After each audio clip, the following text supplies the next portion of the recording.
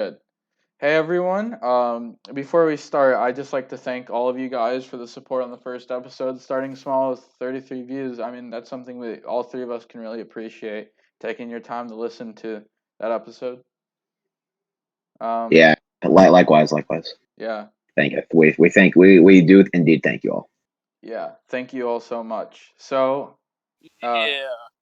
So let's open up with the NFL again because I mean we had a really interesting time here. So last time we kind of discussed a little more about free agency, but we did kind of allude that this kind of season was coming. I mean it's draft season now, really. Free Yeah, agency yeah, slowing down. I mean at this point, most of the free agents are gonna have to wait until after the draft before they find their new homes. Kind of like what Richard Sherman has said. So I think the big thing to point out with that is that it's pro. A lot of the pro days have taken place, and it's caused a lot of speculation. I think one of the biggest stories here is that a couple of them with the holding to the draft cards, um, because we're still yet to see what pick will be the most influential. That will depend on. Well, maybe that's ironic me saying that, but the pick that changes the draft is probably three at this point. The first of the two, I think, things that were cemented were with the Darnold trade. The Jets are going to take Zach Wilson. Now, before we kind of talk about the draft itself, I think we should discuss kind of the Darnold trade. So, sure, yeah. what do you guys Good. think? I mean, obviously that's the movie make. If you're the Jets, they got second. I think they got some good picks in the year after, and this year I think they got what they get like a fifth or a sixth. Yeah, I think something like that. Or Yeah, I think it was like they and then they trade like a six and get a fourth or fifth. I don't remember. yeah, yeah. That makes I sense. know. Yeah, so yeah, so you kind of have to make that trade for them, especially since you're definitely going QB this year. Like you said, they may go. I still think it's a bit of a toss up between Wilson and Fields, although I'm definitely also leaning more towards Wilson.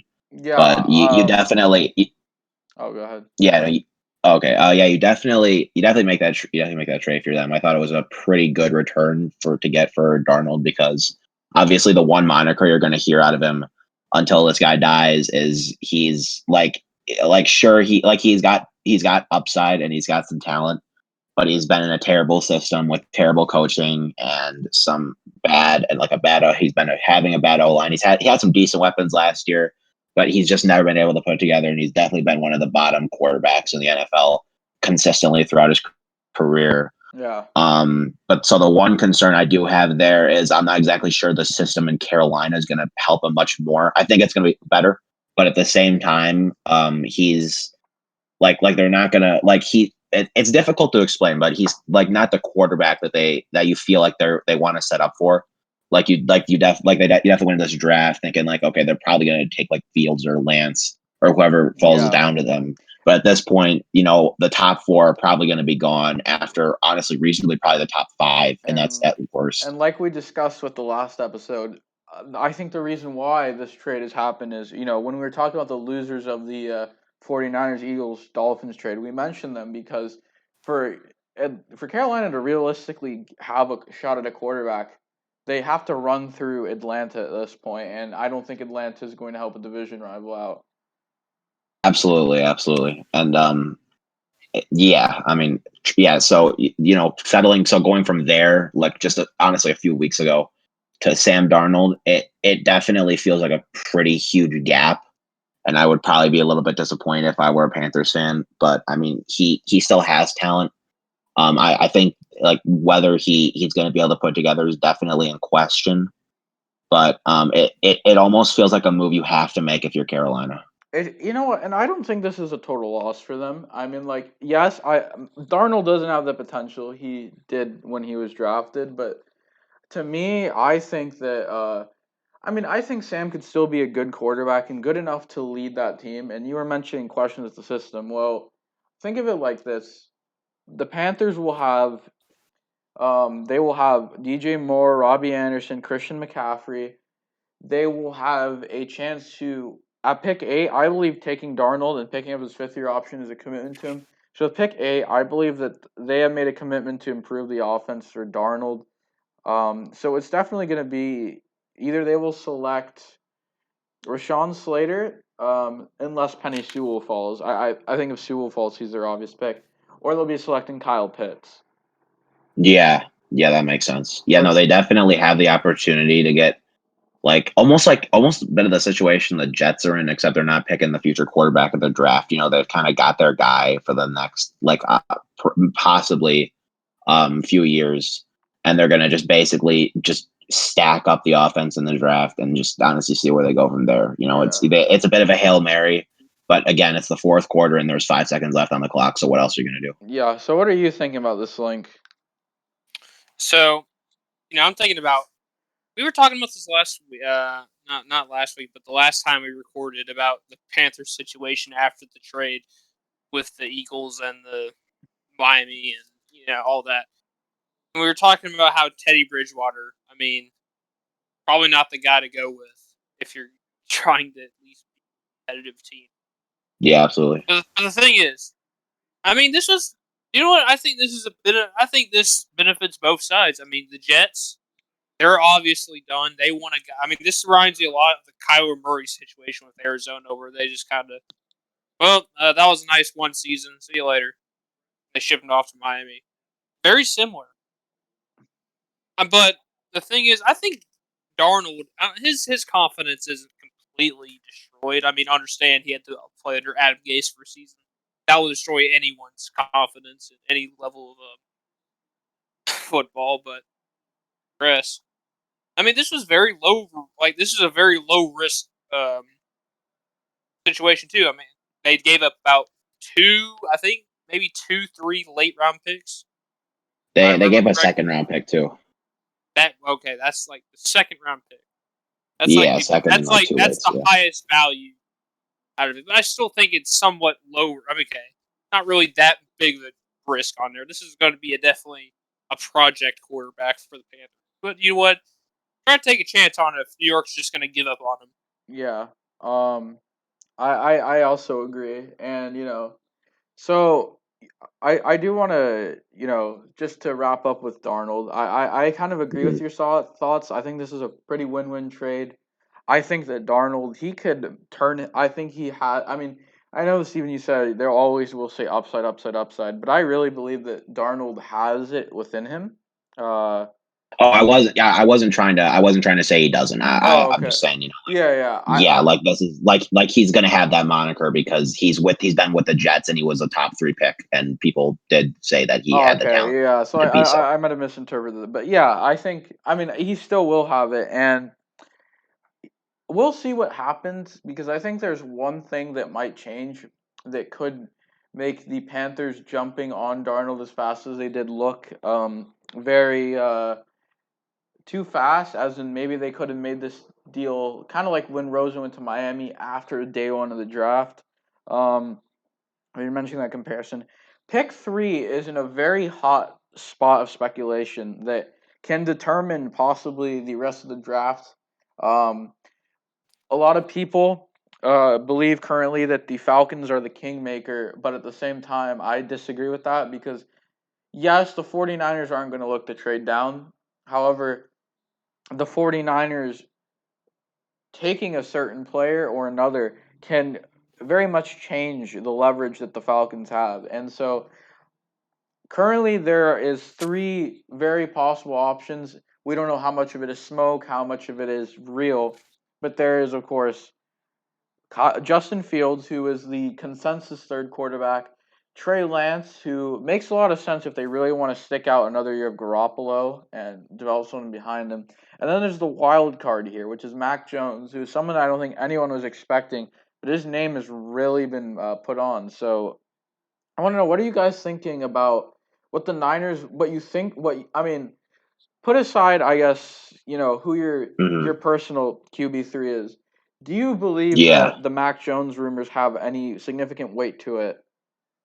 I kind of want to say no because like I thought like he I mean I think he's kind of the consensus QB5 in this draft, and I honestly thought that like outside of the top four, there's like so many other holes that teams have that I think you could have reasonably expected him to fall to 12. But again, it could be a bit of a Patrick Williams situation where this guy's like not that great, like he doesn't seem that great, but he kind of skyrockets. Like the Bulls taking him at 4 when everyone said they could have traded back. Like there were teams right behind the Bulls who were like begging, who were like frothing at the thought of getting him. So you kind of have to like lock in at the top to kind of get your guy.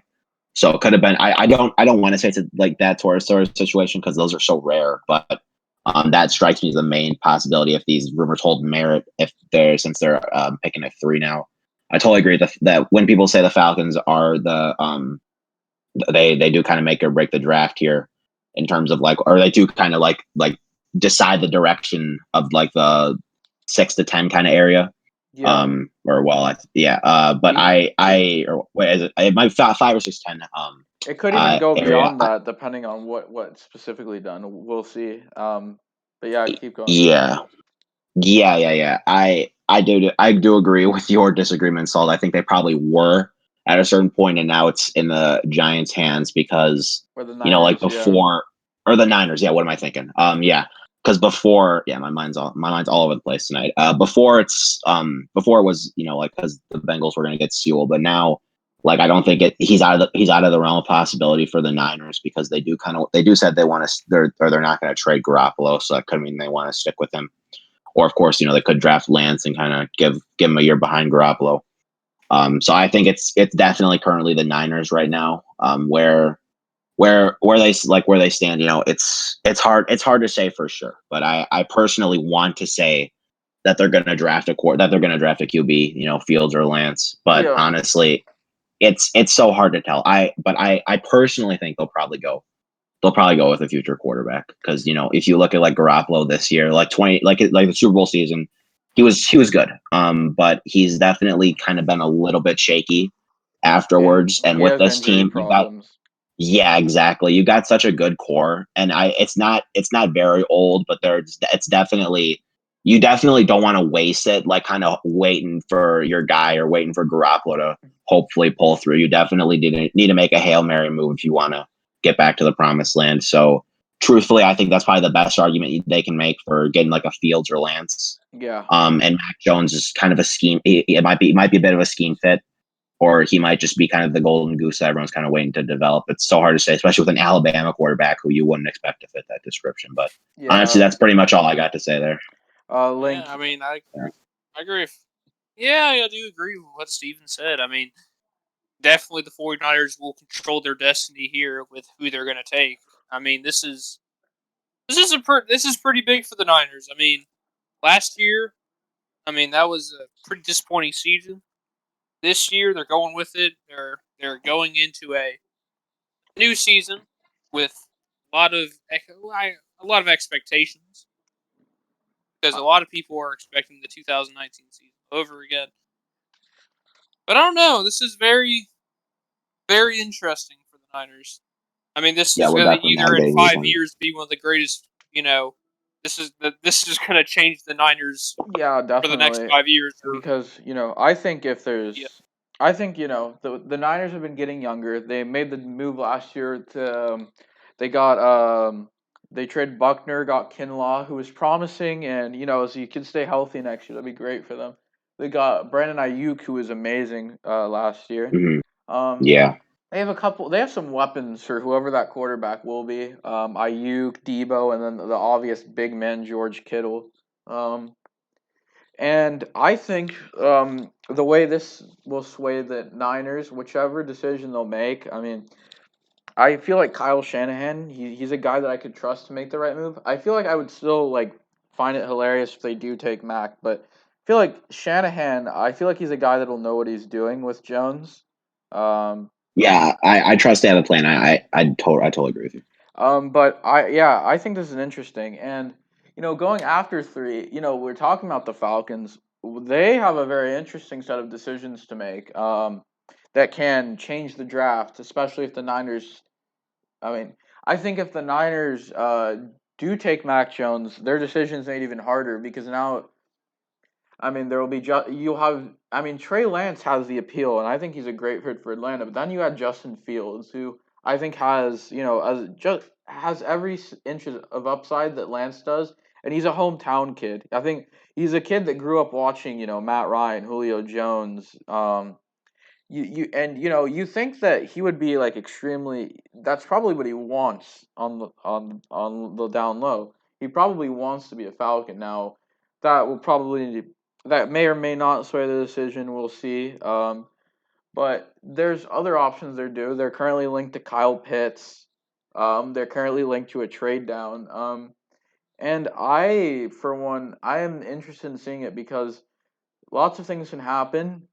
I mean, their decision they can whatever they could do. The Falcons have the ability to change the quarterback market. They have the chance to change they'll have a chance to change the weapon market with Pitts. They'll have a chance to fix the receiver market. That would imply weapon. The defender market, if they decide to take a Micah Parsons with the move down, a Patrick Surtain, and so I'm really interested in that. But yeah, this is going to be a very interesting draft. I wish we had a bit more time to, discuss it, but I think in the future we'll do it more as the draft gets closer. Yeah, Yeah. I agree. So We're about I want to weeks. move on quickly.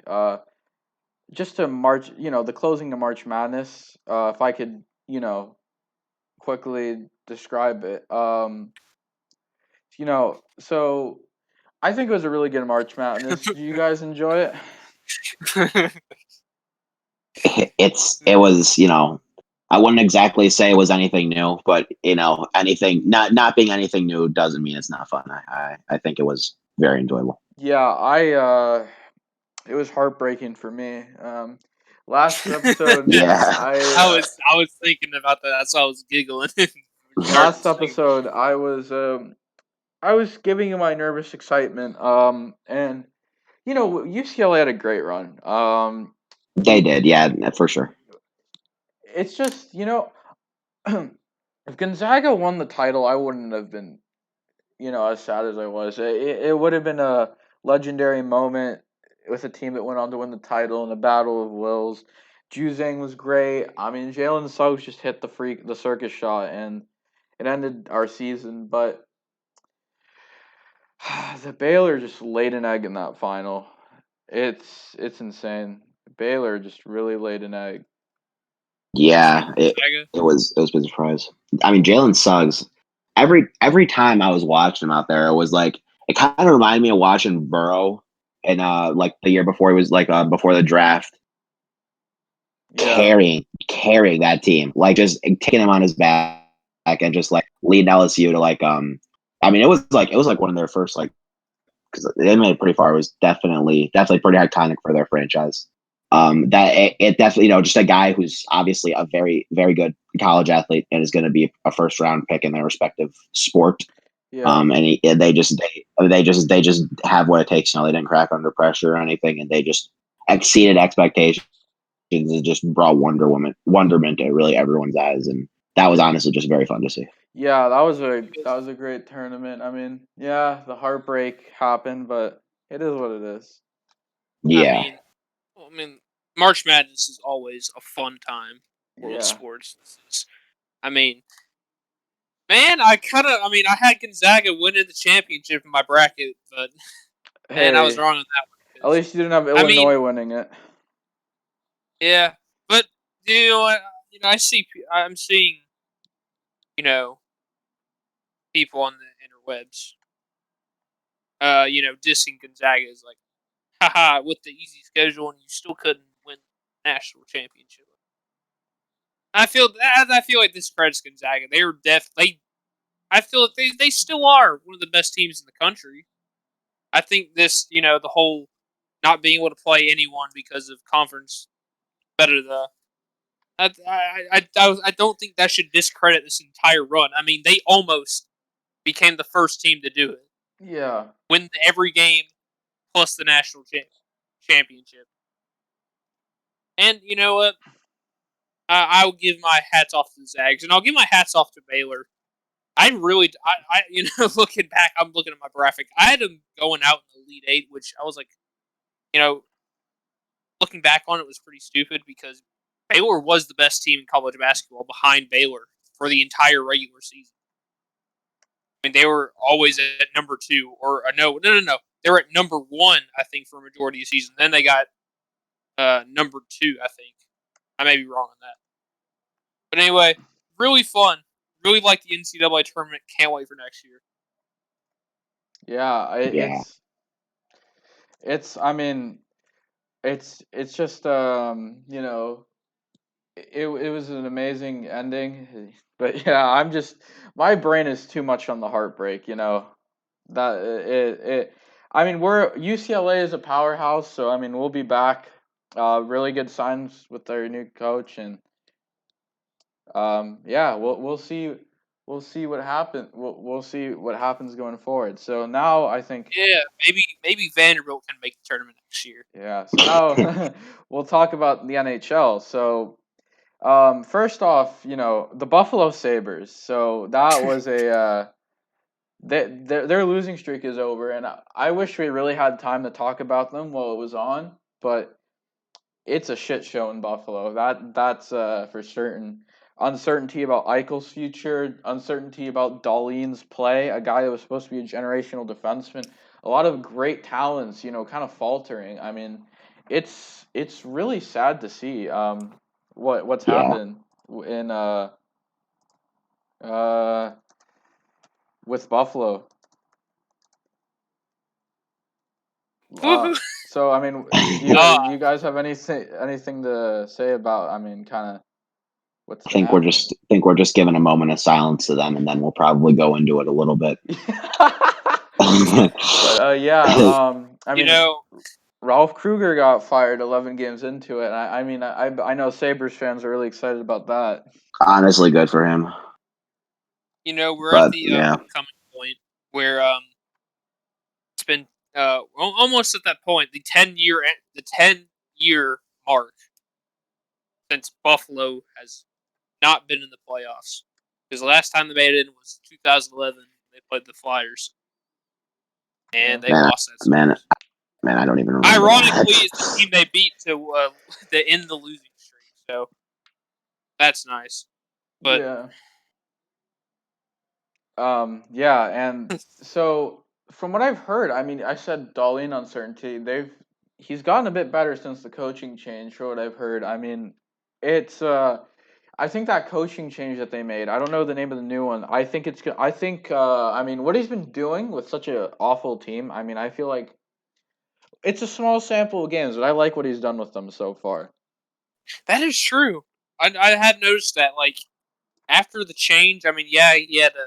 Boy, I think he lost 6 straight. Then, I mean, the Sabers aren't. I mean, they're definitely out of the playoff hunt. But they're starting to pick up, maybe winning 2 or 3 games because I think they're on a 2-game winning streak. Yeah, Last time so I a checked. little bit something positive to take into next season, and Yes, Yeah, I know we especially say too. this with the Sabres every year. It's finally going to be the year they do it. It's finally going to be the year they do it. But yeah, I mean, something, maybe they'll take a bit of positives going in.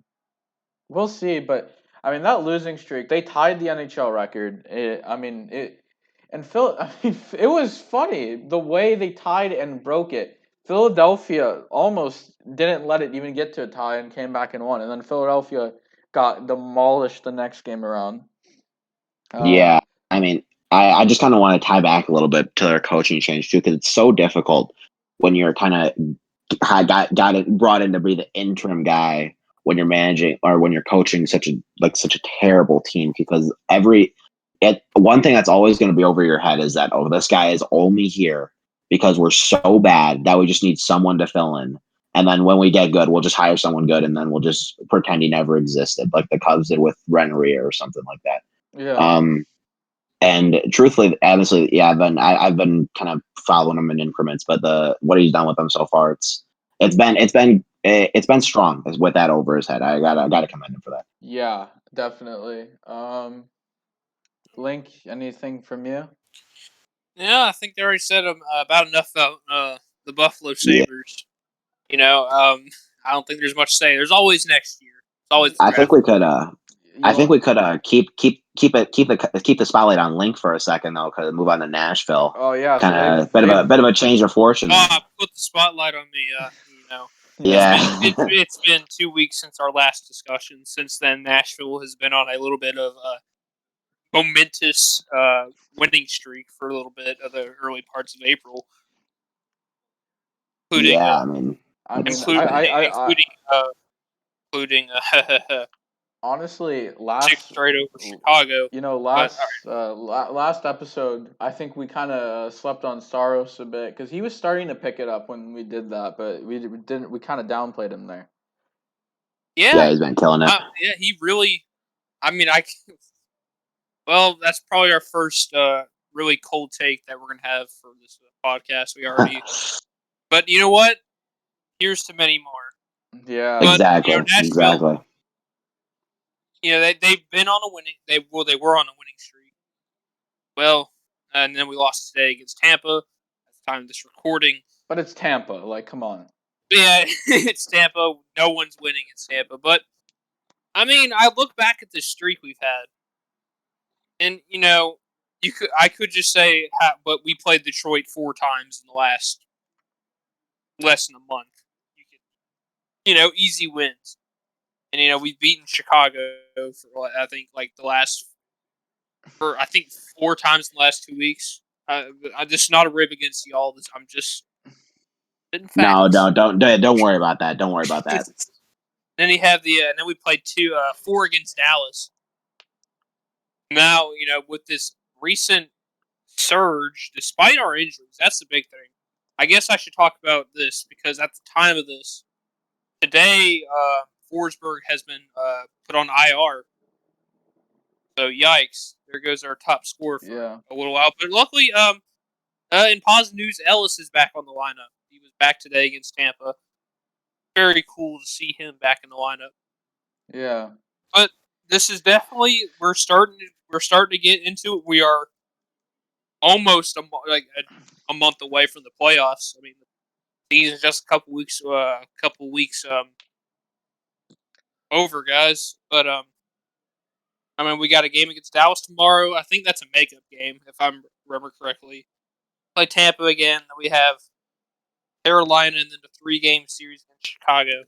This is really the test time. I mean, there's no air to screw up right here because we're currently hovering in the wild card spot, or the not the wild card, but the 4 seed in the Central Division standings at 45 points. Like, you can't really afford to lose anymore. Definitely. Yeah. I mean, absolutely. Dallas is kind of creeping up. Chicago has really been skidding, but I mean, we just got a big win against Columbus today. I'll get Kirby Doc, and we'll get back to Nashville in like a quick second, but just to say he's back. I'm excited. Steven's is excited. Got an assist today, too, I believe. We're correct. He had 1, I think. But Kirby Doc, yeah, I believe this is now his 4th point since coming back, which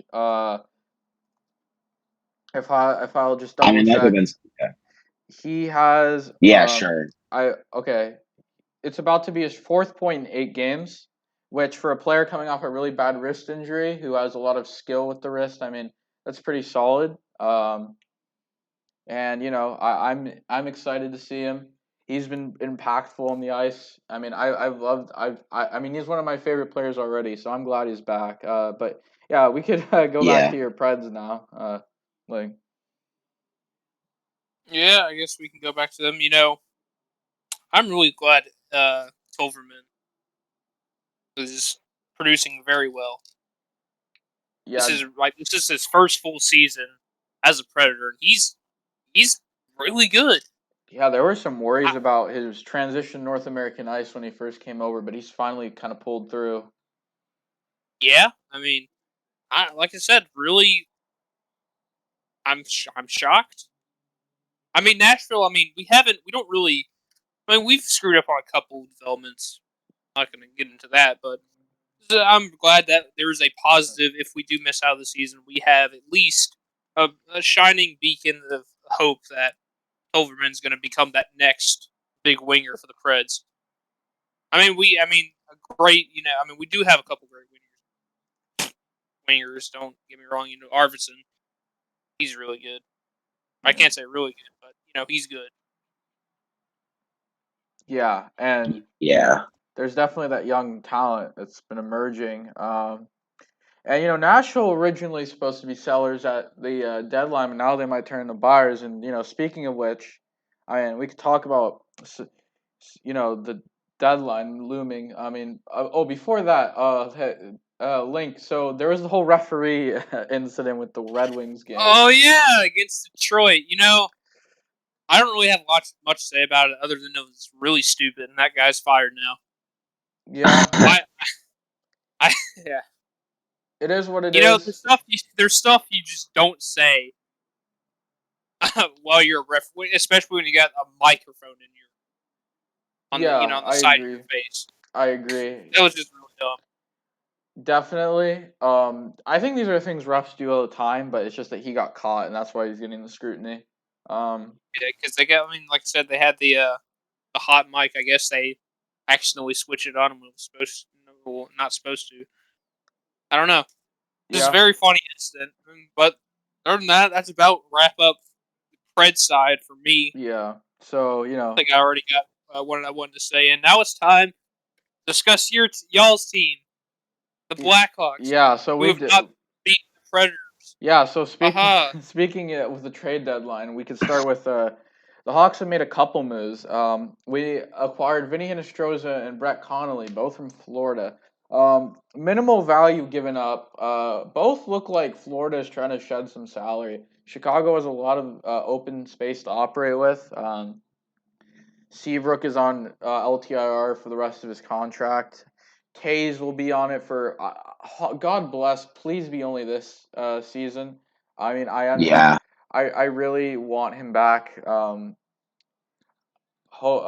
As with so yeah, there was those two moves. Interesting thing for me was getting Henrik Borgstrom as part of the Connolly deal. I think Chicago here we did okay. I mean, it's probably just salary dumps, but these are players I think can do fine. I mean, I like Vinny Connolly. If he can get his finishing back, he'll do well. If Borgstrom doesn't get taken by Seattle in the expansion draft, because I don't think it's worth using a protection slot on him, but if he could pan out and do well in Chicago, I think we have a good player. In the end, I think there's no risk for Chicago doing these deals. There could be varying degrees of reward. It could end up being a wash. It could end up being very good. What do you think, Steven? I mean, this is kind of what I don't want to say it's what the Blackhawks have been doing because they've been kind of like they've had some restrictions with their payroll for a little while, and now they've been able to free some of that up. But these are the kind of moves you like your team to make, where you got it, where you may not get anyone great, but you get some like low risk guys who have got some contracts. You're probably not going to make much of an impact, but at the same time, you do get some young talent with it. And those, yeah, like I said, they're not the deals that are going to really like strike you like as like, okay, this is the difference maker. But over time, with enough of them, you can build yourself a solid, like a bit of a decent, like a little, just a bit of a safety net Yeah, for your minor league depth. And obviously, the Blackhawks have a really solid young core with them. So I mean, it's not a super high stakes trade. It's not really one that you can talk about too much. But in that sense, it's comforting more than exciting, I'd say. yeah, and so I think that's fair. And now we have the so far the biggest trade of the deadline, being the Kyle Palmieri and Travis Zajac trade to the Islanders from New Jersey. Islanders looking real good. Yeah, definitely. I initially wasn't sure. I mean, Palmieri's on a down year. Getting a first for him is really good for New Jersey. But if he can get his Yeah, finishing back on track, I mean, I think this can be a really good deal for both sides. Not the best draft year necessarily, and this is probably going to be a late first. The Islanders have a very good chance of going far, but I mean, New Jersey got the value they could, and I mean, I could appreciate it from their side. I don't understand why they moved Zajac. I understand why the Islanders would have wanted him. He's an old favorite of Lou Lamoriello, but it's an interesting deal. I think both sides have done well. So what are you thinking, Link? Yeah, Islanders still trying to build up I mean, they already have a very solid foundation, but still continuing to build up to eventually go for a major cup run. I mean, Palmieri, like you said, very not a very good year for him right now. I mean, I looked at Jay Fresh, the guy who makes the hockey Oh the yeah, advanced stat cards. yeah, Yeah, his war percentile is 0. Not very. Yeah, Oh that's very wow. bad. But yeah, I mean, if they can get him back in his usual rhythm, that'd be good. Like really good. yeah, Yeah. for sure. Um. Yeah. I honestly didn't know that link. I always thought it was pretty good for the Devils. I mean, getting a pick that good for the guys who you're not going to touch because you're going to be rebuilding for the next 4 years or something. I don't even know. The Devils are still a little bit of a lost cause, but Definitely. yeah, it's weird, honestly, to it.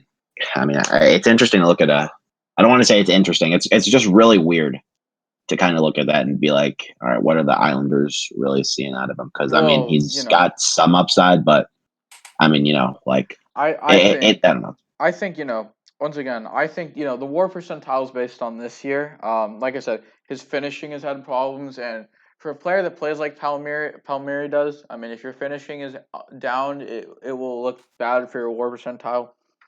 I think the Islanders with Barry Trotz, they will get him back into shape. They will get him back into a top six winger form. I think this. Mhm. I initially was looking too much into the WAR percentile, and was thinking, oh no, this is going to be a disaster. But I think I trust Barry Trotz. I trust Lou Lamoriello. I think Lou not as much as Trotz, but I think this is going to be solid for them. I think this will work out. I mean, if it Yeah. does, all the better. You're going up against some juggernauts, being like sixth best or wherever they are in the standings Oh, they here in they're the in NHL. they are in the East, which I mean I think is a really really good division. Yeah, Um, exactly. Woo. I'm sorry. Except for the Sabres and Devils, of Yeah, course. of course, with those two being the exceptions there, but yeah, I think it's a stacked division, and you definitely want to make a massive move to get ahead of the competition. Mhm. I like this. I think you know, like I said, the Islanders doing well. I still don't understand why the Devils decided to move Zajac. I mean, I feel like he is a player that you kind of want to retire. Devil, he has a good presence, but I mean, if Lou added extra value for a player of his age, I mean, it does make sense from an asset management standpoint. And I think the way Scott Fitzgerald has definitely made a lot of moves. Sure, he's made a lot of asset management moves for sure. Yeah, yeah, for sure. Yeah. But yeah, I mean, it'll be interesting to see. I think I think this can work out for both sides. We'll see what happens. Going on to another, to another quick move that we'll discuss like very fast. Devin Dubnyk got traded today. Sharks doing well. They traded a seventh to get him from Minnesota and have flipped him to Colorado, who gave up a prospect and a fifth round pick. So I mean, within less than that, like a few months. So good business for San Jose. I got to give him props. I'm not Totally. sure why Colorado would have considered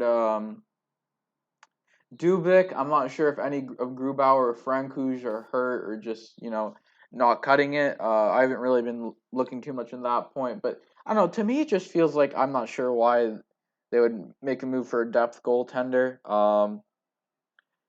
It's an interesting look, but yeah, I mean, that's that for the deadline. I mean, obviously we'll see what happens with Taylor Hall, but one more situation with the NHL to go over. So the Vancouver Canucks have a very nasty case of COVID going around. Oh yeah, It's not looking good. It yeah. could jeopardize their trade deadline plans. Um, the team, I just hope that more importantly that the players are okay. You know, Absolutely. Wait, how many of them tested positive? Was it like 21 or something? yeah, it was a really large amount of them. So yeah, the team Yeah. has canceled play, and I hope the players are fine. it'll go how it will with hopefully the doctors take good care of him. No long term health conditions resulting from it. Obviously coming out with their lives. So I've heard that they do have plans to start practicing again soon, so their season won't be over. And I think the worst part about it, well, not the worst part. The worst part about it is they had a COVID outbreak. That would be really that'd be really messed up for me to say. That's the worst part. I mean, No, yeah, no, I know, but yeah. I We know think what you're trying to say. the a bad, I mean, a less bad, but still, thing that sucks about it is because obviously their health that'll take precedent. I really almost screwed up with my wording there. Um, Something kind of bad about what's happening is that the playoffs are going to be delayed 4 days for them to play a 4 game series with Ottawa of all teams. Like, Man, that's gonna be so boring. yeah, it's like we have to watch it. Now, if Vancouver still have some playoffs to play for, that is fine. But like, really, do we want to see them play Ottawa? Like, I get it, if but it was like, yeah, like Winnipeg, who are like on the fringe, who are like the current fourth seed in the conference, like, what, I can understand. But Ottawa, I mean, if Vancouver don't, if Vancouver out of the playoffs at that point, please don't play these games, or can you at least sprinkle it throughout the schedule? I just don't understand the need to push the playoffs back. Well, yeah, yeah, it's weird. I mean, both teams are indeed, or well, I mean, it's they both are in kind of different situations. The Jets feel like a bit of like a playoff lock to me. Yeah, Canucks feel like a top 10 pick lock to me. So you're kind of juggling two ends of a single spectrum here.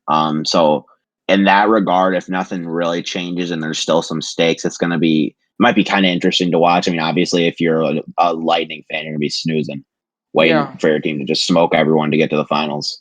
But in that regard, it'll be interesting. I think probably the bigger ramifications is the NHL doesn't want they just want everything to kind of play out. Just have it go just be as the least chaotic as they possibly can be. So I understand why they want to do it. But I agree. I think sprinkling it throughout the schedule, it might be a little bit hectic, but it and they probably could find a way to make it work. yeah. yeah. That'll be an interesting thing. We'll see how it all plays out. But yeah, I'm super. I'm super interested. Hopefully, well, more than anything, I am gonna. I have been keeping those Canucks players and my prayers just for them to recover and not have any long term consequences. I know COVID can be a Hopefully, very another one tough thing. doesn't happen. Yeah, we can. That's the most important thing. We got to hope another one doesn't happen. Absolutely. There's been a player that's had a long term consequence. Marco Rossi of the Minnesota Wild was supposed to have his rookie year this season, but he's had an injury that was like related to a long term effect of COVID, and we really got to hope that he'll be up soon. But yeah, I'm Yeah. wishing the best for the Canucks. So, you know, now, we'll on a lighter note, baseball, the season opened and I'm extremely Yes. excited. The All right, I want dog the to give one more dog comment about the NHL. Oh yeah, go ahead. Oh yeah. Go ahead. I mean, it's not. It doesn't really. Y'all probably won't care, but I do care because it's really funny to me. Kyle Turris has been placed on waivers. Oh, really? Okay. That's kind of a surprise. I know I'd be funny to you. He was a total bust for Nashville, but Okay, now we can talk about. yeah. Yeah. Link just wanted to smoke that Packer a little bit, so we'll let him get a few puffs.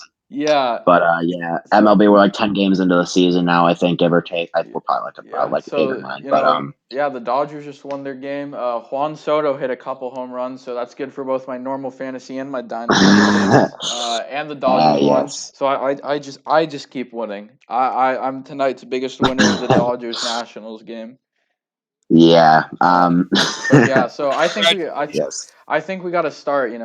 Opening series. I think there was a few things that really caught my eyes. I think the first one, the White Sox Angel series, was some great baseball. Oh yeah, totally. There Um were like a lot of games down to the wire there that were just so fun to watch a until lot they of fun to ended. watch. Giolito I pitched know. well. I mean, but I think there were two stars in the show of that show particularly. Yohan Mercedes, I believe that's his first name, and You're mean, yeah, you're mean Yermin Mercedes. Mercedes. Yeah, thank you for correcting me. Yermin No Mercedes problem. and Shohei Ohtani, who's really been getting some MVP buzz because his pitching is back to form. Yeah, I mean Otani's always a guy who kind of got to have at the MVP top of the MVP sleeper. So much so that putting him there is going to make you boring. But he's really had everything that the Angels have been wanting and that they've been hoping it's going to keep. That's going to come back after some rough injuries. Yeah. He's throwing 100. I believe he hit 100 miles per hour pitching and hit 115 miles per hour exit velocity in the same game. So that should really tell you about like where he's at in terms of that kind of level. Obviously, too, it was another interesting thing is, and it feels like such a Joe Madden thing for him to bat second the day he pitches. Yeah, Joe Madden with the gutsy moves. I remember when the Cubs were visiting the Dodgers, I was thinking, why the hell is the pitcher batting eighth? That was a funny time. Yeah, he's always been a bit unconventional in that way, kind of in the that's a Joe Madden move. You kind of know when you see it, I guess. But Yeah, and yeah, no, he was. Oh, what was and it? with the walk off, it worked. It didn't bite them back, the Otani move. However, I think it is kind of risky going forward to do it, and it's definitely not something I would do if the Angels play postseason ball. Yeah, you definitely kind of want to make sure load management's a key aspect to his play, Yeah, for sure. you want to keep the DH. You really want to keep that DH spot. I know it's tough. I know Otani is going to be better than that DH, but it is what it is. Yeah, So but your mean has been it's been really fun to watch him, and I mean he's always like I knew he was before the season started because he was the guy in the Sox farm who was like, oh yeah, his last name is Mercedes. This is really funny. And he's just kind of the guy that everyone's encouraging, everyone's everyone's just rooting for. wants to make it to the majors, and then just root for him there. But he's actually been just fantastic this year. I mean, if you go to his Savant page, even if you just look at the percentile rankings, I mean, he is killing it Yeah, offensively. I definitely agree. In a way, I mean, obviously there will be differences between the two, and there's a lot of season to go for him to, keep playing well. Absolutely. He's kind of like, he kind of is kind of like what Randy was last year in a way, like that new player that everyone is rooting for to do well. I agree. Sort of. I don't think it was like I don't think it's like a like where Randy's like kind of like a he's like a bit he's like kind of like filling the lower ends of the of like the Cardinals top 30 and Rays top 30, and then he just kind of skyrockets his prospect or his talent. Oh yeah, I agree. His Obviously, evaluation. His their evaluation. circumstances are very different, but Yeah, it's the but overall picture that it's similar into that everyone's rooting for them. They're exactly. yeah. Yeah, exactly. I think you're mean. A good comparison for a situation might be Wilson Contreras because Yep. I don't recall I don't think he was like really a highly ranked prospect as well when the Cubs called him up from Double A back in 2016. But he really shocked everyone, and I mean now he's like a consensus top 10, top 5 catcher depending on who you ask. Yeah, So I I mean agree. it's a bit like that. Obviously, another thing with your mean is I wonder how do you guys think it's going to help? The Eloy situation that we touched on last week. Injured himself, tore his pectoral muscle out for about 5 to 6 months. So what do you guys think that's gonna do? Your mean situation is gonna do I'll for the Sox in that I'll regard? I'll let Link go first if he wants to. Now you can go ahead. All right. Yeah. I'm So a fair person. yeah. So you know, I'll say with the situation, having a guy like your mean is breaking out. I think it appears that the White Sox do have some depth, and I think I said before that there are things that you could count on to replace the impact Eloy had last year, but not replace what would have been with them plus Eloy. But like, what I think I was saying that it's more losing Eloy was more losing the help that Eloy had rather than losing that would add rather than losing the impact he would have. Obviously, because of how high I am on some of the other riches that Chicago has with their young hitting, and I mean this is big having a Mercedes, and I think it'll be able to help them weather the storm. And yeah, this is going to be an interesting season, and I think Eloy will be back for the postseason, He so will. that will Yeah, be I think even that's the bigger consensus. when he's made his return, and so I mean the White Sox are looking really scary right now.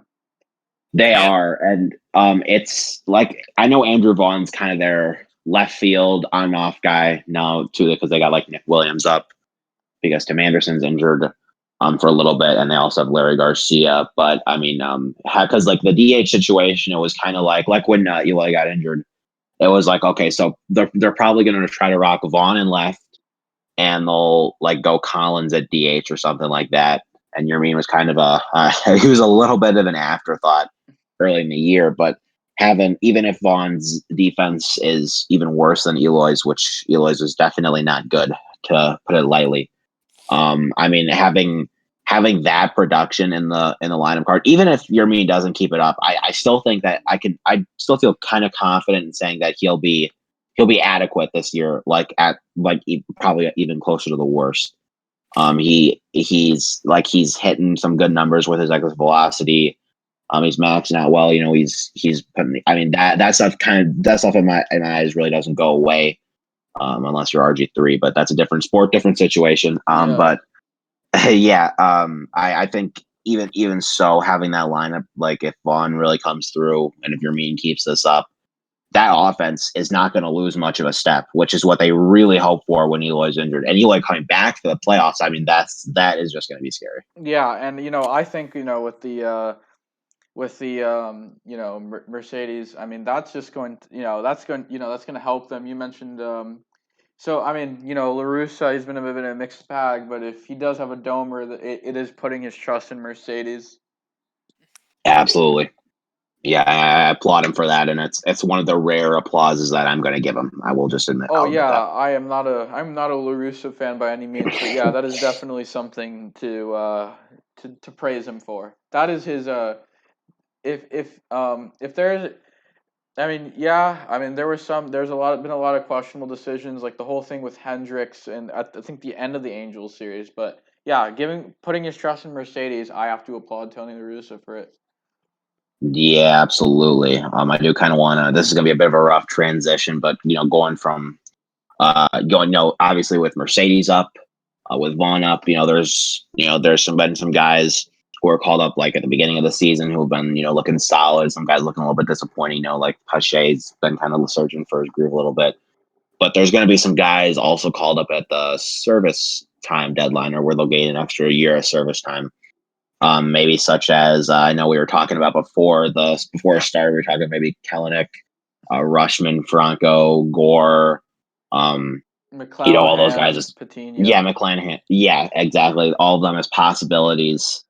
I mean, is there anyone that you guys are really going to get excited for? Any of them I think will stand out, or maybe we'll underperform a little bit, kind of take a little bit to adjust the MLB. It's hard to project, but I any mean, thoughts? I mean, so I'm not sure. I am confident that a lot of these guys are ready. So, I mean, I'm not sure who will end up underperforming, who will do better than what I'd expect. But you know, Hmm. I we also mentioned Nico Horner earlier, but Yes, I think yeah. that Horner and Kellenic are for sure going to come up. I think those are the two absolute locks for being called up after the service time manipulation deadline is over. And I hate the Hmm. manipulation practice, but it really that's for the next I year. likewise, yeah. It's so But prominent in MLB. Yeah, it's worth talking about. but I think Kellenic and Horner are for sure coming up. And then I think there's some that they have a really good chance of coming up. I think McClanahan is gonna. I think he'll come up and have some role, be it in the rotation or the bullpen. I think Hmm. Then I think comparatively, I think Franco has a solid shot. Rushman has a solid shot, and then I think Gore and Patino. I mean, I think they're. I'm a little unsure about their status coming up. Gore will also be impacted kind of with what happens with Lamette and nursing his injury. Maybe Chris Paddock, if he doesn't Yeah. perform well in his next start or two, could also um, be the call for Mackenzie Gore. Luis Patino, I think, is the most unlikely of all of them to get called up, but I think it is still a possibility. We'll see how the Rays organization feels about him being ready. So yeah, I mean, that'll be an interesting, thing to watch and see. Yeah, I honestly, I thought Rushman would probably be the most unlikely. I don't know if the Orioles are in really the spot to I don't know if I don't want to say rush him, pun not intended, but I do think that they might wait a little bit on him. In terms of I always kind of like the guys I kind of look for with who are going to perform the best, or the guys who are going to be able to, who are the guys who've seen minor league pitching the best. I think if you're able to kind of like have great discipline, you're going to be off to a good start. That's why I was a bit concerned about Luis Robert kind of starting off.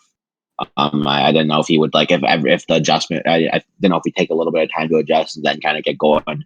So that's what kind of gets me excited if Franco comes up, because he's been like he doesn't strike out a lot. He walks a solid bit. He sees pitching really well, and not to mention he's got great tools all over the board. But Yeah. so it's a bit of a it feels a little bit, kind of like, oh, everyone's picking it, so I'll just pick it here. But I really think that his play discipline is going to really help him out. And then on the flip side, this is cheating a little bit, but Horner and Patino probably the guys to be most concerned about. Patino mostly because his spin efficiency last year on his fastball. His fastball is really good. He throws like 97, got amazing spin. He throws it. He's got a lot of good. He's got great vertical movement on. I think that's only going to get better as he develops, especially in the Rays system. But his spin efficiency needs some work. So I do think that they might kind of they might gauge a situation a little bit, kind of nurse him, kind of keep a watchful eye on him and see how he does Yeah, there. that's And, fair. yeah. And Horner mostly just with underperformances. He was looking great in spring training. He was hitting the ball the other way a lot. He looked like he had some better power, better bat speed.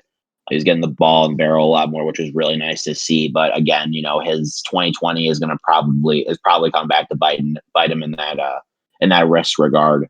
So although I could definitely see the upside coming in, and I'm definitely high on Horner. I think I think he's a good bet to hit like 300, 310 with some okay power. I still think he can get it going with good defense.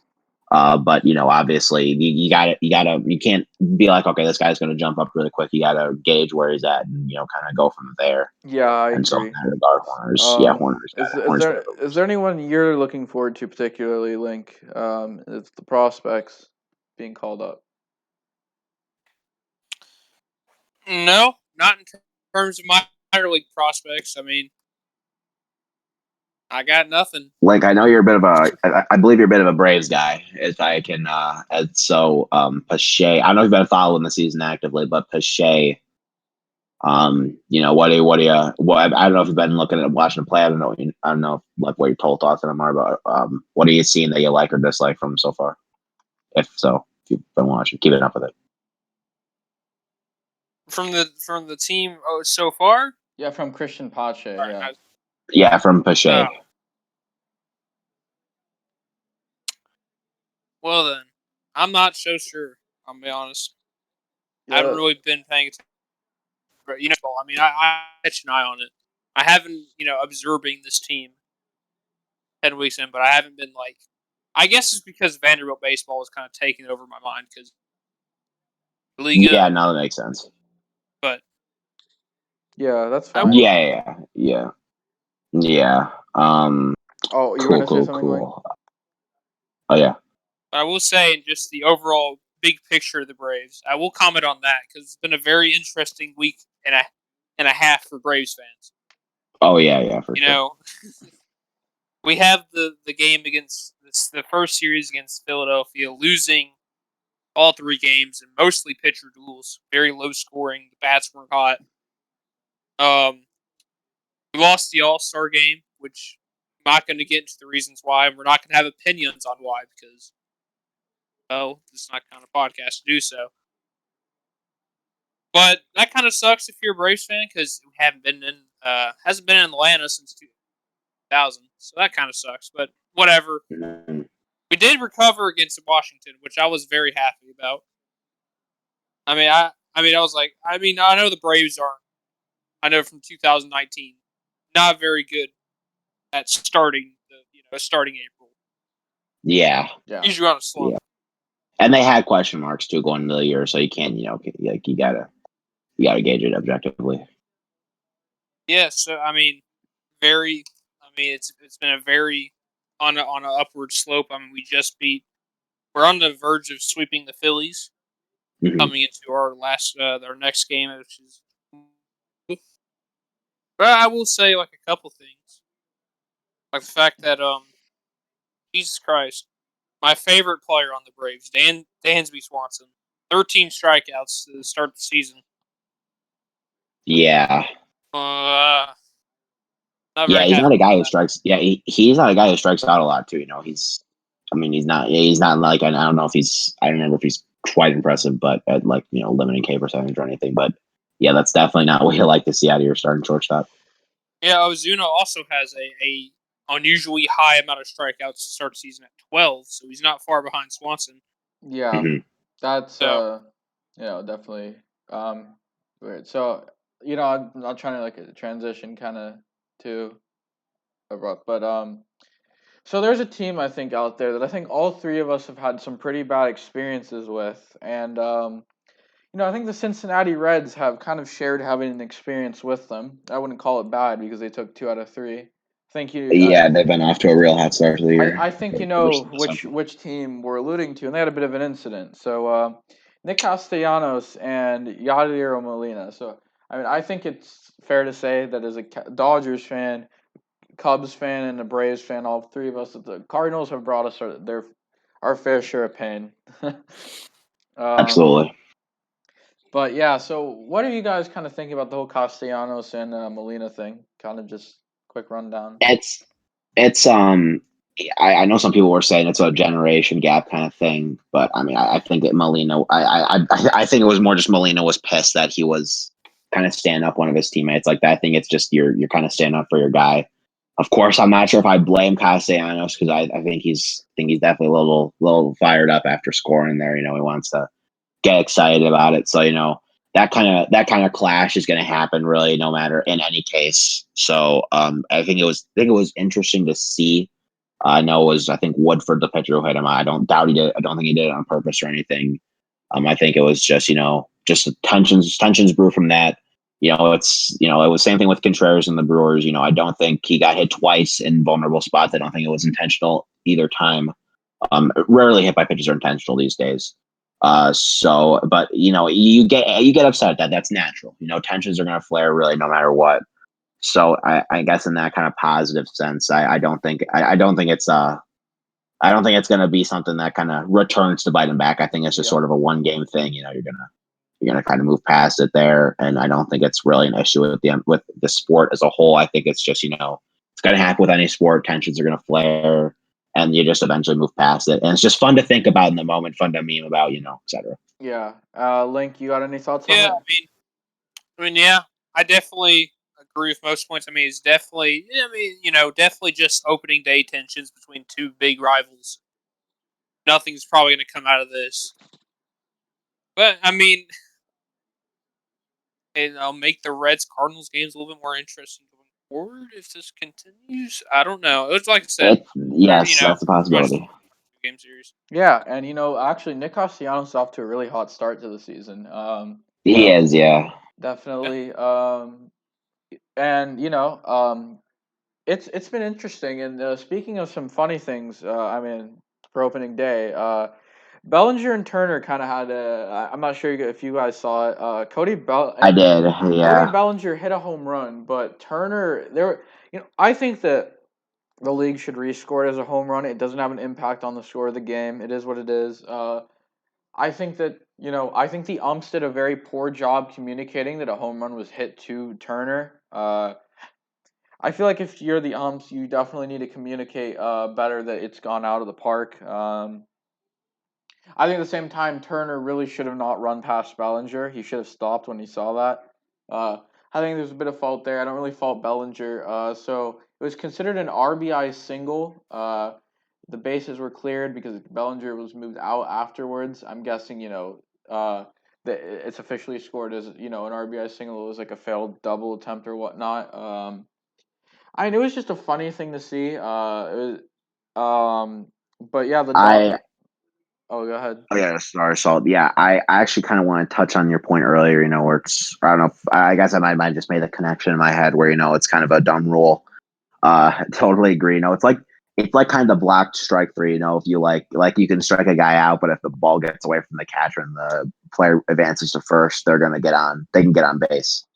So in that sense, it's kind of like that's a strikeout. This is a home run. So it's a bit stupid that you have to enforce this sort of rule to go with it. Like, oh, it's a home run, except if this incident happens, and then it's only an RBI single. Like, I would be quite upset at that if I were Bellinger. And again, it's a bit of a and then rule, and the Yeah. and then rules are just they're controversial, but they're Yeah, just and I just think they're a you bit wonder inane. and you wonder because Bellinger, I mean, that was his best hitting game on the year. I mean, he kind of struggled in the Oakland series before being hurt. You wonder if I mean, sometimes players might have the mental pressure to get a home run, their first home run of the year, and you wonder, that could have taken an awful lot for him and just could have got him to focus more on baseball. And you think having it taken away adds more pressure to Bellinger to get that home run almost. Um, Yeah, exactly. it just it was like an ugly. It was funny, but it's like come on, they should just give him the homer. But Yeah. Speaking of umpire mishaps, how about this past Mets game? oh man, Oh that yeah, the was good borderline by pitch. I Yeah, let's I move on to honestly still don't know if he got hit. I looked at that video like 3 times, and I like looked at the replay, and I honestly didn't even make a conclusion. Like I think he was I don't know. It hit. was so close. I think he It was looked hit. like he was. I mean, Yeah, it here looked really I slight. may just like for sake of right now just pull up a video of it on and give you the review myself. Yeah, Yeah. But it Yeah. was I mean, yeah. this. I mean, it's not a very good look on the umpires right here because I mean it was. Yeah, I'm looking at it right now. It was really close, like very close. yeah. I think he was hit, and I think he leaned in. I think if you lean in, if you Oh, we don't, did. I did see that. Like he was in the like if you saw the graphic, if he was literally like his elbow was literally inside the strike zone. Yeah, he yeah, definitely leaned in. I don't think there's any debate there. yeah. So I think there definitely should have been the out. I'm not gonna call for some outrage over it. It happened. Um, I understand why a Marlins fan would though. I don't blame them one bit. But yeah, it's some of the umpiring has been kind of funny. I think speaking of funny umpiring, I think Angel Hernandez lost his lawsuit. Oh, He really? did, yeah. I don't even want to I really just don't even want to make fun of him in that case because I mean his allegations were pretty serious They and were I honestly serious. don't have a clue. Yeah, I honestly don't have a clue, yeah, for sure. make a comment or anything on that right here, but he it's yeah, I mean It's it's almost complicated. sad to see because with how bad he has been as an umpire, and I'm not going to sugarcoat it, he has not been a good umpire. Inevitably people are going to be like another blown call by Angel Hernandez or et cetera, et cetera. I mean, it's an it's like it's a situation He's that human. it's He's human. We gotta. I mean, and I really hope with some of the. I really hope that I mean I just want him to carry on and live well that's maybe I mean obviously with anyone be live a happy life, continue with the I'm not wishing for him to be fired or anything. I understand he's not a good ump, but I mean continue his career you know and do well, do better. I guess he's just he's just a very iconic meme in the MLB Twitter community, and this definitely added some gasoline on the fire, if you ask me. Yeah, I'm just yeah, and moving on now. So we're speaking of the Dodgers, yeah. kind of continuing with the West here. So there's been some injuries things. We'll start with the Dodgers injuries and then move on to kind of the the big elephant in the room after. Mookie and Cody Yeah. Bellinger have been nursing something minor. They'll be fine. They'll be back soon. I don't think either of them are on 10-day IL. They should be okay. Chris Taylor came back from his today and hit a home run. Dodgers been keeping it up in their absence too, so everything's looking good for them. You know, Yeah, definitely. they got great depth. The offense finally exploded after a couple kind of frustrating games offensively. Props to Walker Yeah, Bueller in the last game in the bullpen after. Corey Nebel looking like he could be the future, well, not the yeah. present and future His knuckle closer. curves are nasty. But yeah, I think the Dodgers will be fine. However, unfortunately for the Padres, Tatis is kind of out with a big one. I know dislocate his shoulder, correct? Dislocated his shoulder. Doesn't look like it's going to require surgery. I personally feel like it would be for the best so it could be up to full strength for 2022. However, I understand why the Padres want to keep him. And, as long as Tatis is happy with the decision, I will respect any course of action that they are going with. That's just how I feel about that. And I wish for him a speedy recovery.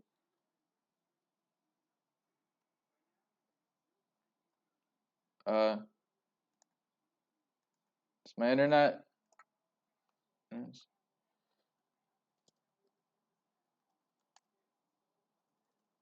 Oh boy.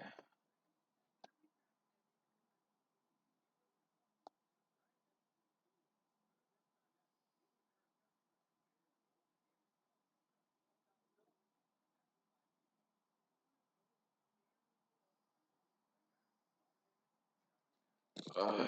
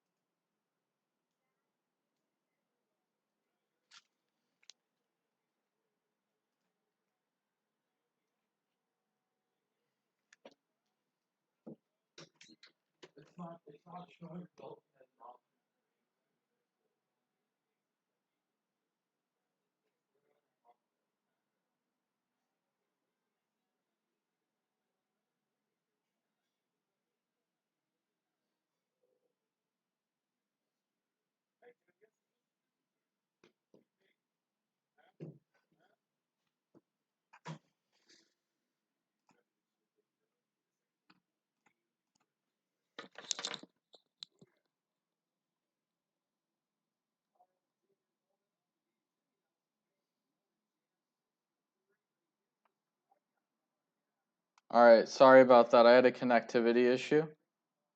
All right. Yeah, Is the yeah, it's we still rolling? yeah, we're still going. OBS hasn't stopped. So sorry about that. Okay. Cool. I'll put a timestamp into where it cut out and where to go back. And probably the comment or Gotcha. Yeah. description. Yeah. So unfortunately, I think I was saying it. So Tatis is hurt. As long as he's happy with what I said, that I would personally, if I were him, I would probably seek the surgery and rehab and get strong for the long run. However, if he is happy with any decision being made, I'm happy because I want it to be. I want Tatis to feel comfortable ultimately with the decision the Padres make. Because in the end, it'll be mostly about him, and I also, I wish him a swift and speedy recovery, and I really want to see him out on the field. He's, even as a rival fan, I mean that absolutely needs to be put aside because Tatis, him being in good standing, him being in good health, that's the most important thing. 100%. It was. I mean, it was really exciting when I think it was Bob Nightingale tweeted earlier today that the Padres are like really optimistic about his progress, and that he even said he could be activated for Friday's 3-game series versus the Dodgers, I believe, next week. So, Yeah, so you might be able to see him on TV at Petco there. yeah. But I mean, once yeah, again, that's really awesome to if hear. it's good for him, then that's awesome. I mean, obviously, if I would, me personally, I'd be on the more precautionary approach. But I'd be excited to see him out on the field again. That'd be perfect. Um, you know, uh, as long as Tatis is feeling great, feeling good, that's fine. Link, do you have anything to say about the situation? I don't. I think y'all have already wrapped it up. We should get another Padres news. We have a Yeah, it's staying on the West there. Yeah. yeah. We should get Sure. into the big news from this week. Our first no hitter of the season. Yeah, Caught by ex-Cub Victor Caratini, by the way. Second no hitter in 2 years. yeah, and interesting enough about it with this no hitter is that it's the first in their franchise history, so congratulations to the Padres. They still own the Texas Rangers, that's for sure. Even I was happy for Musgrove. I mean, he's from San Diego. He grew up loving the Padres, and I mean, you know what? There was no one better to get that first no hitter than him. Um, you know, and I bet some people do. I mean, you're happy no matter which way. Oh God.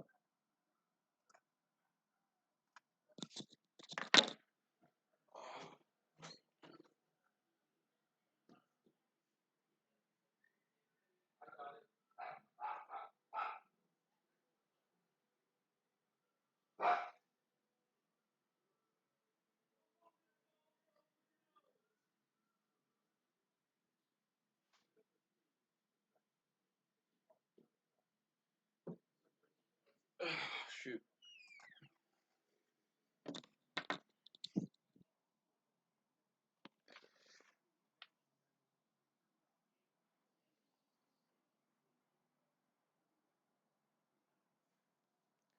Saw where Oh my you started. God. Another, Having well, it happens, the it internet does, is, it does, it does. don't worry. So, I was saying, I think I said, maybe you heard this or not. I don't think there was anyone better than Joe Musgrove to have it. He's, a native of the city. He clearly grew up loving the Padres. There was no one better than Musgrove to do it.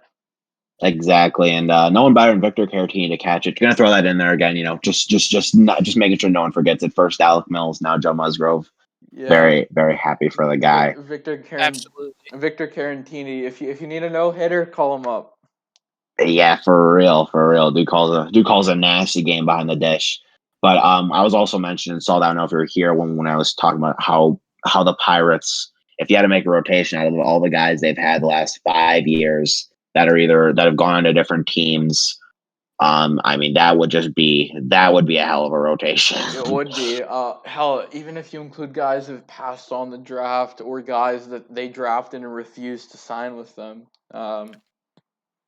that'd be even funnier. I know Walker Bueller refused to sign with Pittsburgh in favor of going to Vanderbilt, which I think Link and I can both be very happy about that. Woohoo! Absolutely. But like, looking at all the guys, he had to name all, Cole Musgrove, Glass now, Tyone, and Tyone. Archer's cheating a little bit, but I want to include him too. If you look at all those guys, I mean, their encouragement with development has always been, and maybe even Trevor Williams, who looked really strong with the Cubs his first outing against the Brewers.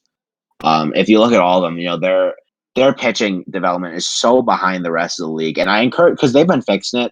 That's not like they've been stagnant. They've been fixing a lot more Yeah, these I last know. few I years. think they fired the guy a while, Yeah, their old guy, and they're fixing it now. And what approach could have worked for back then, with a lot of the veterans, like Charlie Morton, doesn't work now with a lot of the younger guys.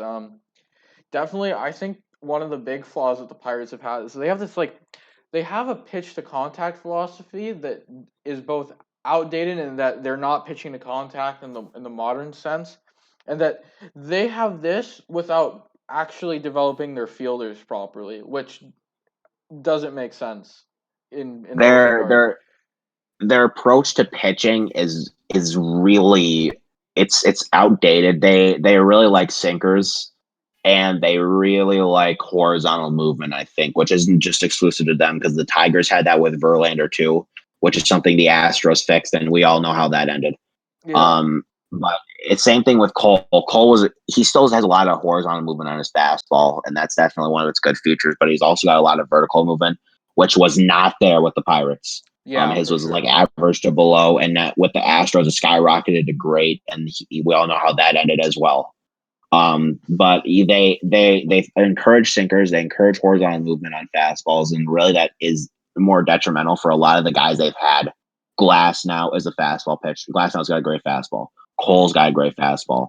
Musgrove, I don't know if it's as apparent with Musgrove, but I think the Padres, you could definitely tell they've been encouraging his cutter more, and they've been kind of they've been playing that over his four seamer. Yeah. I believe his slider usage is up to, just some of that stuff that they've been tinkering with. You could tell the Pirates were really behind, and they're getting better now. But I mean, it was difficult to see, and I don't want to make this more about the Pirates than Joe Musgrove, because I really want to talk about how great this was for Musgrove. But Yeah. it's definitely something I feel like we Yeah. needed to address. Yeah, definitely. So, going back to Musgrove, I mean, I'm happy for him. I mean, once again, no more perfect guy that could have done it. I mean, to a certain extent, you could have wished it was at Petco Park. Obviously, Yeah, that would have been even sweeter. But it's sweet as it is. I mean, if it was like I said, if it's anyone that had to do it, it had to be Musgrove. Um, Absolutely, I agree. yeah. I absolutely, I loved, seeing I tuned in for the ninth inning, and I was like really praying that I wasn't gonna jinx it by tuning it in, because I wanted. Yeah, same. I mean, we had some really we had a lot of close calls earlier in the year. I mean, Burns and Barrios were battling it out. Woodruff had one that I jinxed. Thank you for jinxing that, by the way. Yeah, Would like to throw it in there. I did it intentionally. As Brew Crew Twitter, they've talked some trash about Bueller, so jinxing their aces, jinxing their aces no hitter was something that I take a lot of pleasure in. Just a reward for your patience. Yeah, Yeah. I also tuned in for the ninth. Was also hoping I wouldn't jinx it. Because I really wanted to mention the Victor Caratini thing, because that's just what struck out immediately to me. Catching two no hitters in 2 years, which is extremely impressive. And even then, whenever you're watching the ninth inning of a no hitter, a routine ground ball feels like a diving play, impossible to make for the shortstop that they just managed to turn, and it's like an oh all yeah, timer. oh yeah, and Like the final. and you know what? What were you saying? And in the first out of that, I think all three outs were balls in play, but that first one, man, I would got scared because that one got hit pretty hard. Yeah, But Cronenworth was in perfect position to make the play. exactly. Even the last one too was a bit of a bouncer to Kim, and he turned that perfectly. Yeah, big props to Kim. I mean, he's doing a good well filling in for Tatis while he's out. And Totally. I mean, losing Tatis is gonna hurt a lot, but I mean, they're in good hands with Kim in the meantime.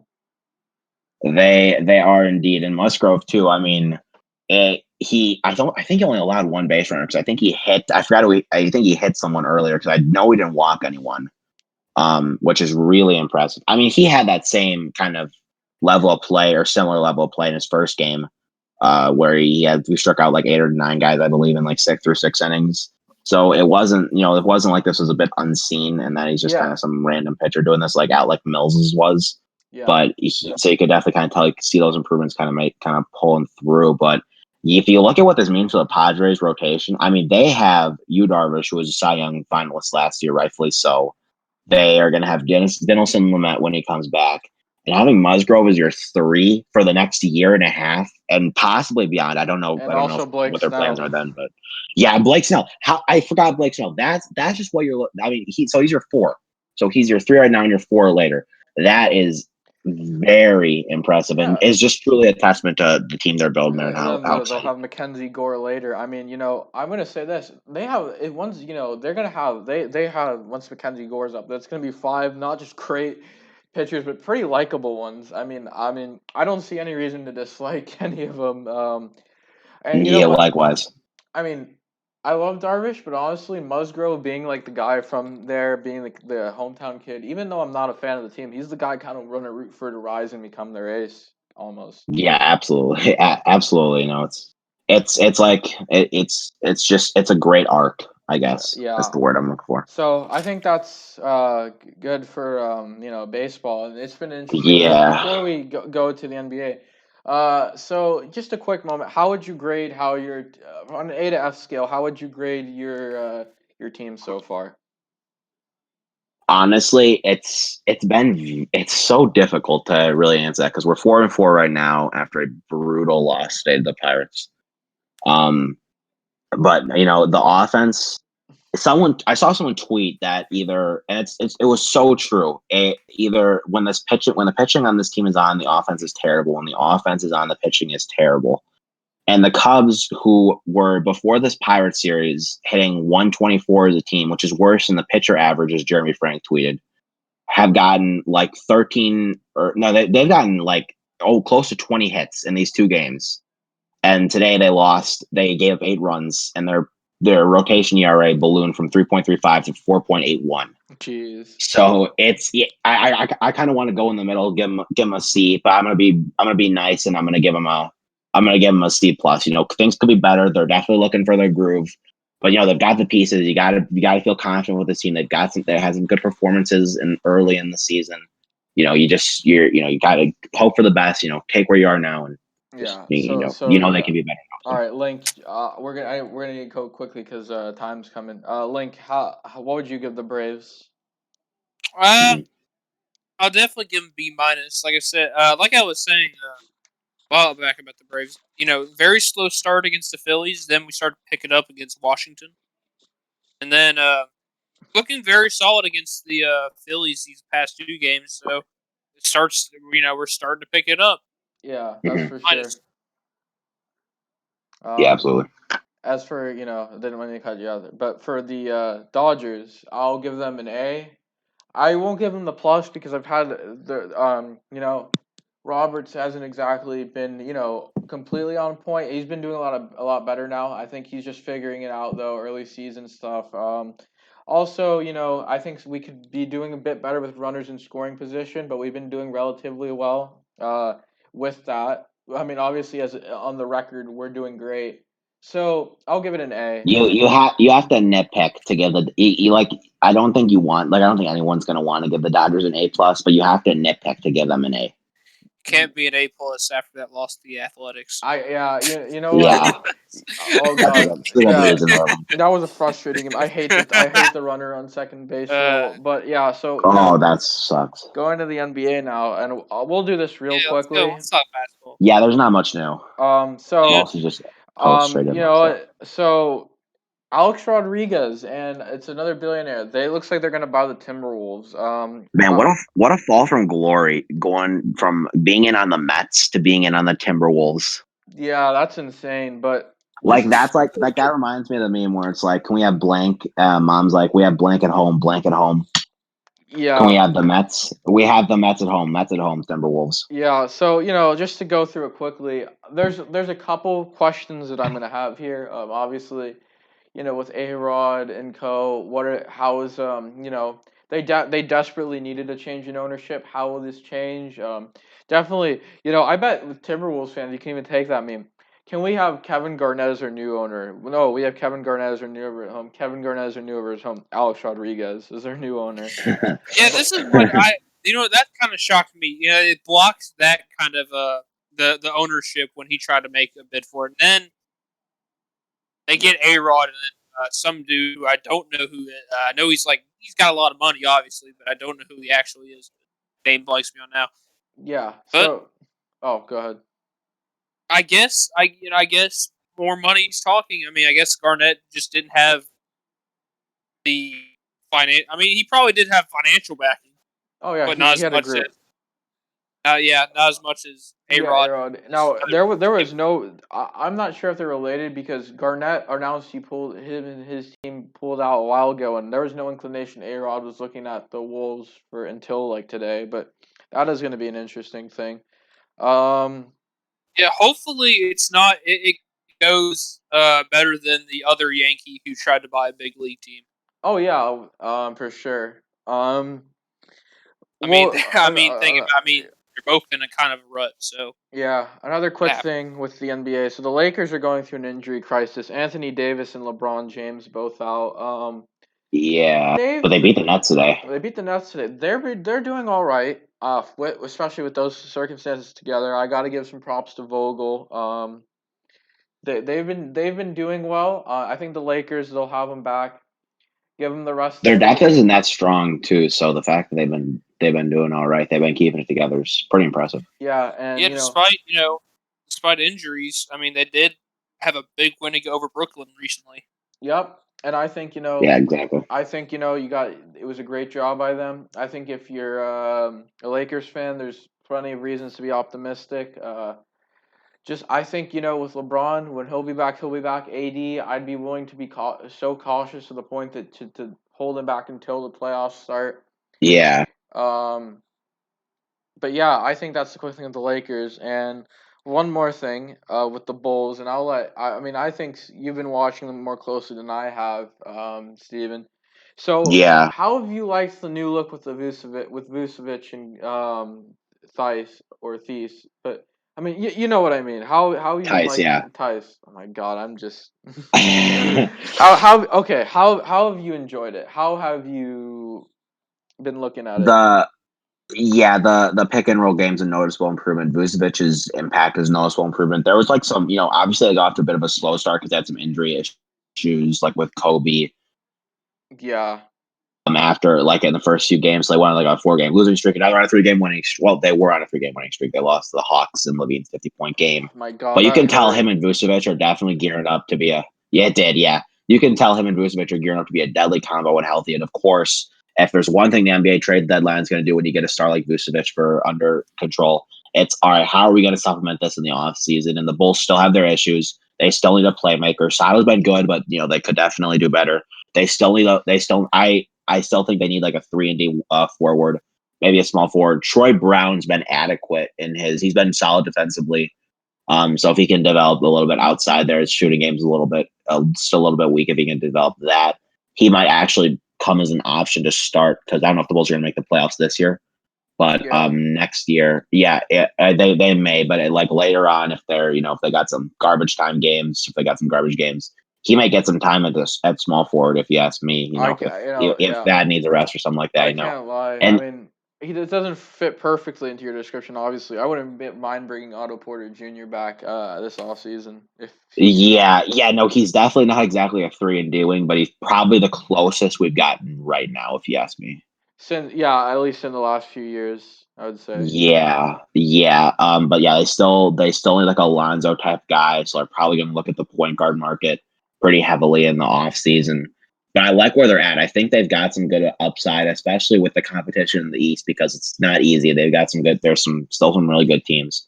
I think Yeah, they're looking good, and I think honestly, if we keep this up, as we're going, we're gonna develop a little bit more. We're gonna really solidify what this team wants in the off season, and I like yeah, it. I'm excited. definitely. And I think the big factor for next off season and beyond, we're going to see what Patrick Williams does in his development Oh, because absolutely. Patrick Absolutely. Williams, the big step forward when that comes, that is the moment I think he has the upside to be an All NBA player. I really believe in it, Yeah, and I I think. understand. And I believe Levine's an elite player. I believe Vucevic is an elite player. But what Williams can be is, I think, that is the savior of Bulls basketball. That's how I view it. Ab- Absolutely. And two, I kind of want to touch on is obviously he's got some great talent, but he's 19. He's like six. He's already 6'8", like 210, I'd say. He's a Yeah, pretty big guy. I don't know. They may transition him to kind of a bit of a stretch four role because he's still growing. Like you kind of got to factor that in that he could end up being bigger as he goes along. He's obviously gonna like with Markin. Markin was really skinny his rookie season. He got a lot bigger. yeah, Williams, there's no reason to think he's not going to do the same thing. He may grow even. He might even be a few inches taller if as we go along. That's the goal, obviously. And if he does that, the Bulls are kind of going to need to evaluate his position. But yeah, he's a great talent, and obviously you're building around him. You're not looking for this is like it's difficult to kind of assess, but because you kind of balance your holes. But you should definitely focus on what's looking best for him yeah. I most of agree. all, because he's your golden goose And as in terms of young I also prospects. think the good thing about him is he's incredibly versatile. He can go around a lot of places. So it's going to be definitely interesting to see where Patrick Williams, where his development will take him. All right then. All right, Um, so I go ahead. yeah. Oh, I was gonna. I think I was gonna say. I think we're good actually. I was gonna look. I was looking at something. I think we already covered it. I think everything's looking All right, looking so all right. yeah, so we're gonna introduce something very fast. It shouldn't take too long. Link, if you want to do yours first, we're gonna just do a bit of bonus content, kind of across some other sports.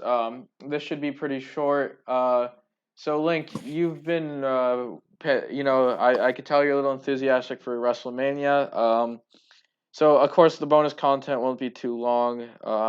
You, just take your few minutes, and I'll do mine after. But yeah, go ahead. Yeah, I mean, I like three main topics for my bonus content. So, number one, WrestleMania was is this actually of the recording night one has just concluded with a Bianca Belair, Sasha Banks for the women's championship in the main event. Lots of solid matches. Lots of course, we know how some wrestling fans are.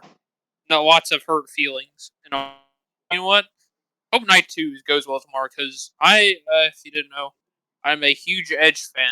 I hope he wins the main event. He probably won't, but second, NASCAR. We're about at I believe a third of the season done.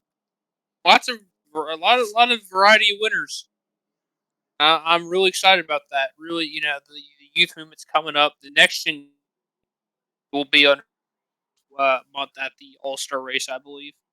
That's nice. And number three, I want to ask y'all because who's excited for MLB Show 21? That comes out next week. Oh, I'm very excited. Yeah. Yeah, that's gonna be fun. I'm on the PlayStation, so I have some friends who are on the Xbox. I'm ready to just absolutely hammer them when we play, for sure. I'm excited for the new like they had the create a ballpark feature confirmed. Oh, that's gonna be That's gonna be fun. fun. That's gonna Yeah. be fun to screw around with. But anyway, that's enough for my bonus So section. yeah, So go. I'll do mine real quick, and then that'll be the show. So for the first one, I watched. Well, I've seen it a little bit before, but not a full race or paid attention to it. I watched like my first full F1 race. Really good starts to the season. Red Bull, I think this could be their year. I think where they could beat Mercedes, and just for a bit of context, Mercedes and their driver Hamilton has been the dominant force, and I mean I think Red Bull and Max Verstappen. This could be the year for Red Bull to win both the manufacturers championship. Maybe Verstappen win the drivers. Carlos Perez of Red Bull had an impressive race. He started out on pit road or pit lane. I don't know how the term is there, with a issue with his car and finished fifth. Which starting like that, that's extremely impressive. So big props to Carlos Perez. Great first race with him with Red Bull. A little controversy at the end with the Verstappen overtake. I mean, it's a bit weird. Definitely. I think the inconsistent enforcement with Hamilton doing it, but I think Hamilton did it more early to get time, whereas Verstappen doing it as an overtake. I definitely could see the consistency argument, but I'm new to the sport, so I'm not like too well versed in, the argument. Finally, just to end it off, I'm a big Real Madrid fan in soccer, football, whatever you like it to be called. Big week for us. As for the first game, we played Liverpool in the Champions League, 1-3-1. Definitely hurts that we gave up an away goal there, but you know, it was a big one nonetheless. 2 goals is a nice margin. We don't want to blow it, obviously. Uh, return fixture will be this upcoming week. Definitely something to be nervous about, but we did well. Very proud of the team. Vinicius, next up and coming wonder kid, did great. El Clasico was today, the big game between Madrid and Barcelona.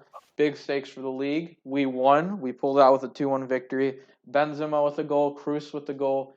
Some missed chances for us to make an even bigger margin.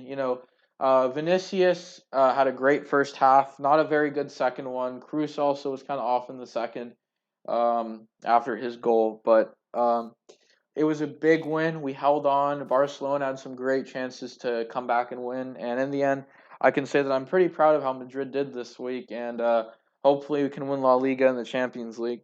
But yeah, that should be it for today's show. I mean, I really hope you enjoyed this. I mean, we all did. Yeah, it was really fun. Really fun to do. Yeah. Next show definitely. We kind of went quickly with the NFL this time around. Next time we should definitely be taking a deeper of a dive with the draft than we did this one. That definitely will be taking There's a lot probably more going to be more to focus. talk about too, which is going to be Yeah, a lot fun. more smoke. I mean, oh my God! If you've seen my Twitter, you must know how excited and anxious I am for the Dallas pick. But um, yeah, this was great. Should we Love doing should this, we and I will announce that oh sign off. well Yeah. Oh yeah. All right. Yeah, we might have an yeah, I was announcement coming. We'll see. It depends on how I do with this program OBS, but yeah, that could be coming soon. So yeah, we'll see you guys. Hope you had fun. Peace out.